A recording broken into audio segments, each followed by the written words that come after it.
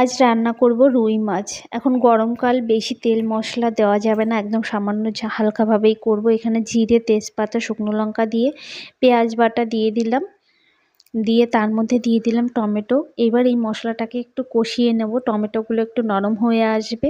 এখানে নুন দিয়ে দিলাম, পরিমাণ মতো হলুদ দিয়ে দিলাম, দিয়ে এবার মশলাটা ভালোভাবে কষিয়ে নিচ্ছি। এর মধ্যে দিয়ে দিলাম একটু জিরে গুঁড়ো। এবার ভালো করে কষানোর পরে এর মধ্যে আমি আলু দিয়ে দেব। আলুটা আগে থেকে ভাজিনি, ভাজলে আর একটু স্পাইসি হয়ে যেত, ওই জন্য আমি ভাজলাম না। একবারে মশলার মধ্যে দিয়ে এখানেই একটু ভাজা ভাজা করে নেব। তারপরে আমি জল দিয়ে দিলাম। এরপরে ভেজে রাখা মাছগুলো দিয়ে দিলাম।